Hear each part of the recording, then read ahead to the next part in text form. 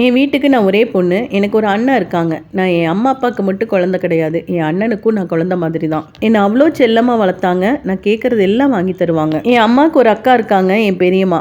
அவங்க வீட்லயும் 2 பசங்க. அந்த அண்ணன்களுக்கும் நானுன்னா ரொம்ப செல்லம். என் பெரியம்மா, பெரியப்பா, என் அம்மா, அப்பா, அண்ணன் அப்படின்னு எல்லாத்துக்குமே நான் ரொம்ப செல்லம். செல்லமான குழந்தையா தான் நான் வளர்ந்தேன். ஒரு லீவுக்கும் என் பெரியம்மா வீட்டுக்கு தான் போயிருவேன். நாளைக்கு ஸ்கூல் அப்படின்னா இன்னைக்கு தான் என் வீட்டுக்கு வருவேன். அந்த லீவு எல்லாமே என் பெரியம்மா வீட்டில் தான் டைம் ஸ்பெண்ட் பண்ணுவேன். இப்படியே இங்கேயும் அங்கேயும் இருப்பேன். இப்படியே என்னோட வாழ்க்கை ஜாலியாக போயிட்டு இருந்துச்சு. நான் 10th லீவில் என் பெரியம்மா வீட்டுக்கு போனப்போ என் அண்ணாவோட ஃப்ரெண்டு அங்கே வருவாங்க. என் பெரியம்மா பையனோட ஃப்ரெண்டு. அவர்கிட்ட ஃப்ரெண்டாக பேச போய் அது காலப்போக்கில் காதலாக மாறிடுச்சு. யாருக்குமே தெரியாமல் நாங்கள் லவ் பண்ணிட்டு இருந்தோம். அப்போல்லாம் ஃபோன் வசதி கூட கிடையாது. அதிகமாக பேசிக்கவும் முடியாது. ஒரு லீவுக்கும் நான் என் பெரியம்மா வீட்டுக்கு எப்போ வரணும் அப்போ தான் அவங்கள நான் பார்க்க முடியும். இப்படியே போயிட்டு இருந்துச்சு. +2 லீவில் எங்கள் பெரியம்மா வீட்டுக்கு திருப்பியும் வந்தேன். எனக்கு 17 வயசு. அப்போ அவருக்கு 25 வயசு. அவர் வீட்டில் அவருக்கு பொண்ணு பார்த்துட்டு இருந்தாங்க. இதுக்கு மேலே வெயிட் பண்ண முடியாது அப்படின்னு +2 லீவில் நாங்கள் 2 பேரும் ஓடி போய் கல்யாணம் பண்ணிக்கிட்டோம். அவர் வீட்டில் அவர் ஒரே பையன், ஒரு அக்கா இருக்காங்க. அம்மா, அப்பா. அவங்க அம்மா, அப்பா, அக்கா எல்லாருமே ரொம்ப தங்கமானவங்க. அவங்க அக்காவுக்கு கல்யாணம் ஆகி ரொம்ப வருஷம் ஆச்சு. ஆனால் குழந்தையே இல்லை. நாங்கள் ஓடி போய் கல்யாணம் பண்ணதுனால என் வீட்டில் எல்லாத்துக்கும் கோவம். என் பெரியம்மா வீட்லேயும் சரி, என் வீட்லேயும் ரொம்பவே கோவமாக இருந்தாங்க எங்கள் மேலே. ஆனால் எங்கள் மாமியார் வீட்டில் என்னை ஏற்றுக்கிட்டாங்க. அவர் ஒரே பையன், நான் ஒரே மருமக. கல்யாணம் ஆகி எங்களோட வாழ்க்கை சந்தோஷமாக ஸ்டார்ட் ஆச்சு.